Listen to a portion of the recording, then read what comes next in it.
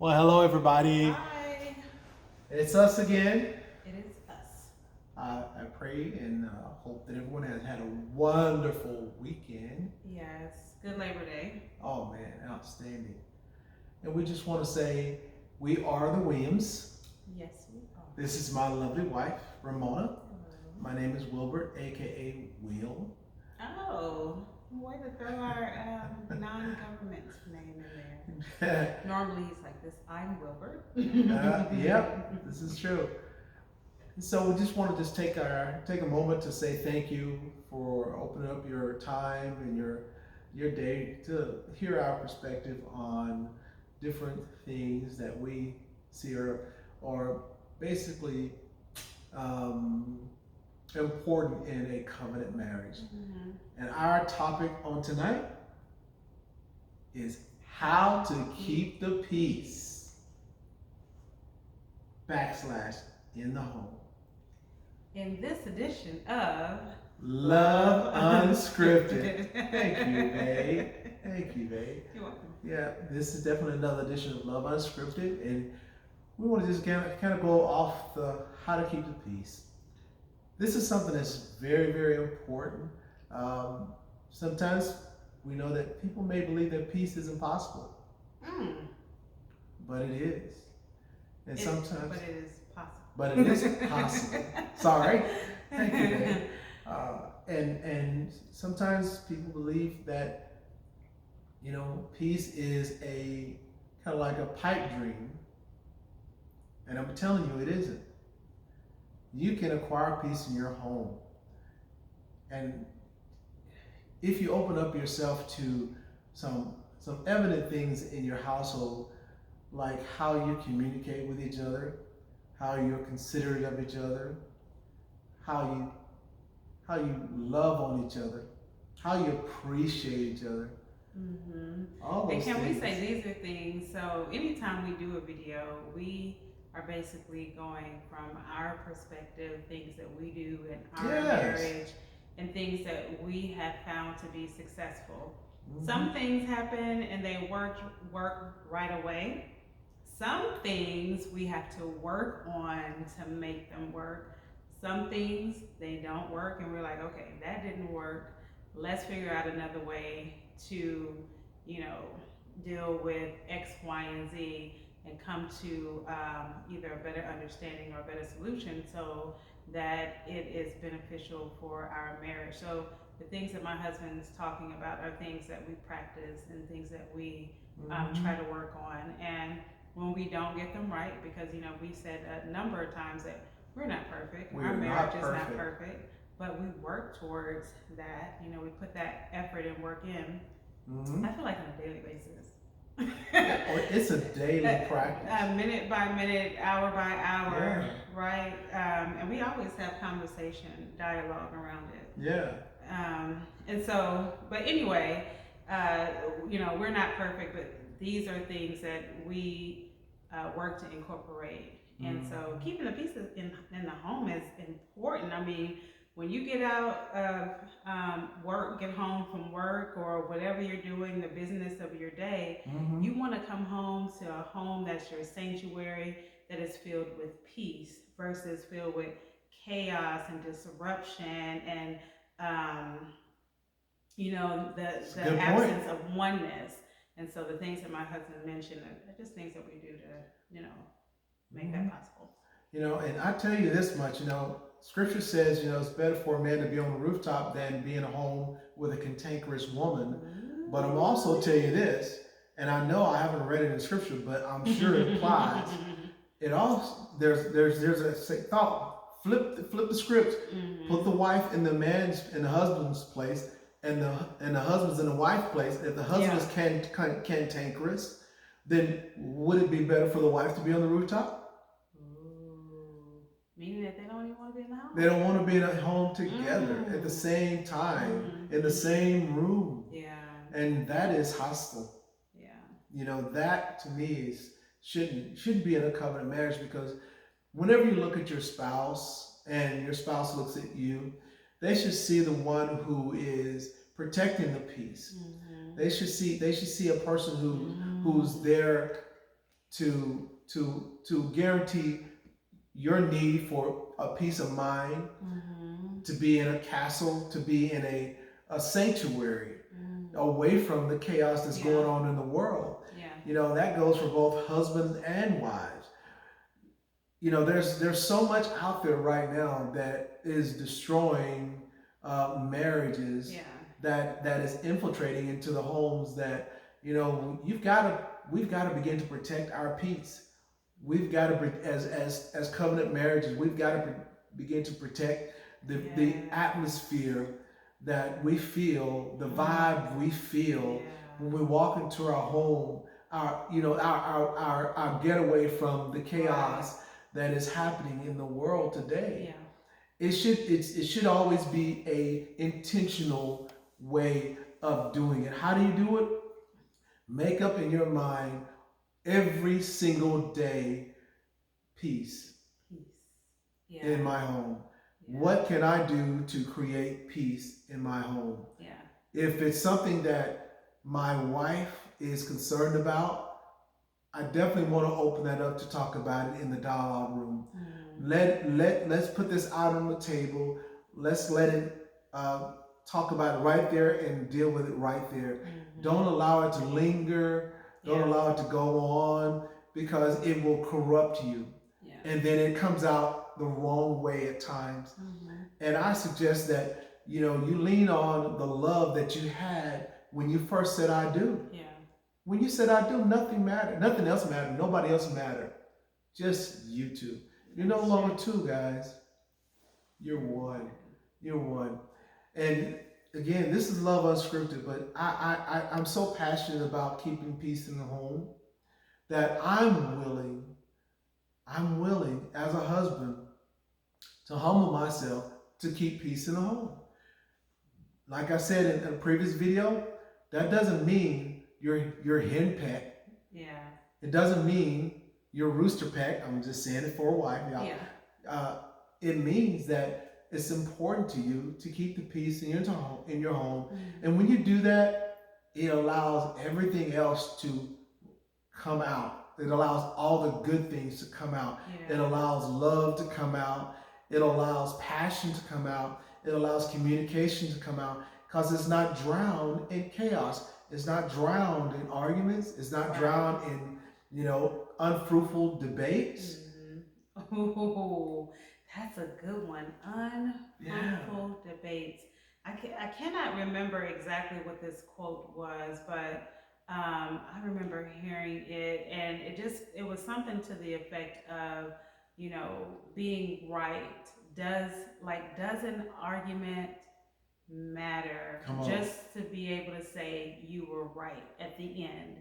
Because and I think that goes into how to keep the peace, because sometimes let's say the what is disrupting the peace is an argument over something, or a disagreement over something, but at the end of the day, because we end up forgetting what the argument was about, right? Or what the disagreement is about. So at the end of the day, what you were trying to get across was that you were right. And what is the price that you're paying for saying I am right? To be right. To be right. What price are you paying? What's the price? Right? What's the price in your marriage? That's good. Yeah, like what is that price? You not being able to cuddle with your husband at the end of the night, or you walking around and not having conversation and being your normal you in your relationship, because there's you just want it to be right. That's a way to keep the peace. And I think think about it, when there are those times when there is a disagreement, like it's okay, agree to disagree, sometimes, but also have that thought process: is it worth it? What is the price that we're paying for this argument? And sometimes, and especially, let's say if you have kids. Oh yeah. You have kids and you're arguing and disagreeing, and because we know, I think to be true, one argument can turn into another argument. That can Absolutely. turn into another argument. And it becomes an argument over something that wasn't the original conversation or the original beginning of your argument or your debate. Yeah. And those long-lasting arguments have an impact on the peace in the home. Then when that peace is disrupted, kids take note of that. They hear it, they internalize it. Sometimes they even think it's their fault, right? When it's not. And in a time like we're in now with this pandemic, you think it's over, then you have these resurgence of it. Our kids are dealing with a lot. They are, even if they're not saying it, even if they're not voicing it, even if that's the same thing, but even if you are not seeing them act it out, it could be happening somewhere in their minds, at school, when they're interacting with their friends. And so take that into consideration. A peaceful home gives even your children a safe space to be in, good, away from the outside world. That's good. If you think about it, there are stresses on your children on the outside. Yeah. Why should you as an adult put more stress on your child on the inside? Yeah. So if anything, you should be trying to relieve that. You should be trying to relieve it off your husband. You should be trying to relieve it off your spouse. We're faced with things that we've never faced in our generation. In my generation, I know, never faced such stresses that are on the outside. So it should be one of those things where now it's got to be tactical in your home to keep the peace. Yeah. I mean, it is literally, you're warring against the world to protect your marriage, to protect the peace in your home. If you look up statistics on divorce, they're just going berserk. And you have to, as husband and wives, as covenant, as those that God has put you together, placed you together to live out the rest of your lives, it's on you to work through it, to work through those concerns. And another thing, I like what my wife said, why is it so important to be right? You don't have to be right all the time or every day or every moment. It's okay to be wrong for the sake of peace. It's okay to say I'm sorry for the sake of peace. It's okay to say I apologize for the sake of peace. It's okay to say, you know what? Even though you may think you're right, it's okay to say, you know what? I apologize that came out wrong. Please forgive me. It's okay to ask for forgiveness from your spouse. Wives, it's okay to ask for forgiveness from your husbands. It's okay to ask for forgiveness, husbands. It's okay to ask for forgiveness from your wives. It's okay. That is. It's okay. Don't be so. I'd say, and I'm saying don't be, but spouses, don't be so stubborn in your marriage that you can't say I'm sorry. Yeah. I think that's probably one of the number one keys in being able to protect the peace, right? Is being able to say, I'm sorry. Yeah. And don't be so stubborn, husbands and wives, in your marriage that you can't forgive. That you just want. Key number 2. That you just want to hold this over your spouse. Yeah. For what? For what? For what? Yeah. Now, I'm always we know that there are scenarios, things that happen, and we know everything is not cut and dry, right? And the level of forgiveness, depending on what it is, can be so much more difficult than other things. That's just the reality. And I believe those are the things that you go to God with. Yes. And you ask God, okay, how do I go about forgiving my spouse? Give me the ability to do it. Help me, in this area, because things, everything is just not, simple. Like, oh, okay, yeah, I was wrong. Okay, well, I apologize, and let's move on. Sometimes it just doesn't work that way. It can be difficult, but if you're going to be in it, I mean, you're married, you're in a covenant, you plan to be in it, then I think it is worth it to find a way to find that space to forgive. Beautiful. And then, as time goes on and as you continue to grow together, hopefully those things will will not be a issue. Scripture says forgive 70 times 7. Yeah. That's a lot. Yeah. And another thing is, when you forgive and you're the one that's doing the forgiving, hold yourself accountable to forgive. So it's just not words, it's in action and it's in deed. Hold yourself accountable to forgive. Yeah. Man. Because that will cause you to be genuine. And when you practice those things, you'll see it'll become more of a habit. It becomes easier to forgive. It becomes easier to love. It becomes easier to communicate. Then we talked about emotions before. Then you'll find that those emotions won't overtake your what was the difference between emotions and is he putting me on the spot? So your feelings. Yeah, feelings. Difference between emotions and feelings. And your feelings. Yeah. So there is a difference, and your emotions are predicated on your feelings. I think that's how we said it. Yeah. And, So like your emotions are things your feelings or your opinions or how you see a certain thing. This is how you feel about it. Your emotions are those things that that are harboring, that causes those feelings to have action.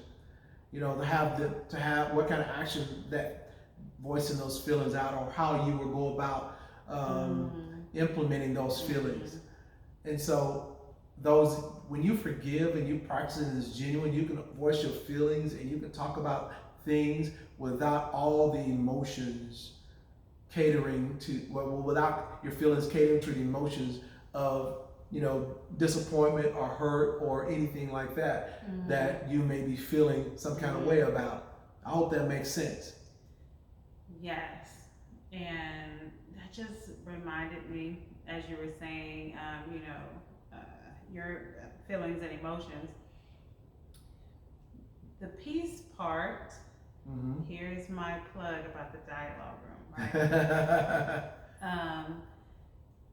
Setting your intentions that is what you want in your house, right? So having that conversation, because if we are honest and we go back to, like I mentioned a number of times in videos, we come up from different backgrounds, different experiences. What may have been peaceful in your home could have been completely chaotic in your spouse's home, maybe when you were growing up. Or, a certain way of communicating, interacting was completely fine in the household that you grew up. And then in your spouse's household, it's like, everything is calm and zen and quiet, whatever. So being able to understand that, okay, we want to have a peaceful household. Yes. Then communicating with each other, what does that look like? What does that mean for us? What do we need to do as individuals and when we come together to have a peaceful household? Then you hold each other accountable to those things, right? Hold yourselves accountable to what you said you want to do in order for your household to be peaceful. I think those are, simple action steps. Yeah. Because it's important. It's one thing to say, okay, have a peaceful household, but sometimes you have to go back. You have to take it back to the root of the matter. That's beautiful. And to also give your spouse grace. Give your spouse grace when it comes to, you know, being able to work out that peace thing. Mm-hmm. Because you also don't, you know, we're in this space with the pandemic and everything. You don't know how it could be having an impact on your spouse. You know, that could be making it difficult for them to be in a space of peace. Beautiful. Which is all the more reason why, if your spouse is struggling with peace, maybe you might have to come in, you know, with the ones and twos, not fighting your spouse, but fighting for the peace in your household. Maybe you might have to be the one to carry that. Mm-hmm. So I think it's so important to have that conversation around peace and practice it. Wow.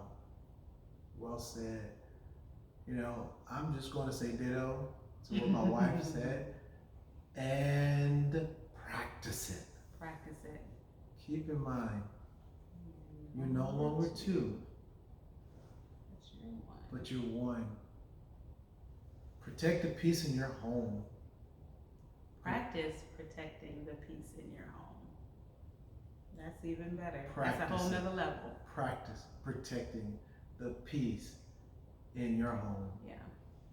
You want to speak into your last thing? Yes, we speak peace into your household. Yes. So much peace that when you go out into the rest of the world, people feel peace around you. That the peace that is in your household will allow you to grow closer to each other.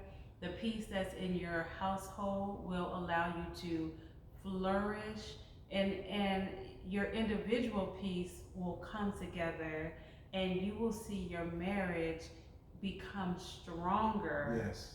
Become, I don't know, wisdom is not the word that I want to use, but as you literally come together and feel that peace, that space of peace, the disruption of everything else that tries to come in will not be able to.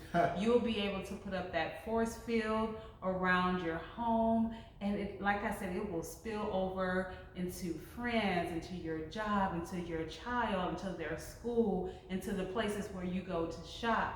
And I pray for your wisdom to know how to be able to interact with each other to bring about that peace. Well, there you have it. And we say, hope to you all. Blessings to you all. And remember, practice protecting the peace in your home. I like that, babe. I think you just retitled it. You're no longer two, but you're one.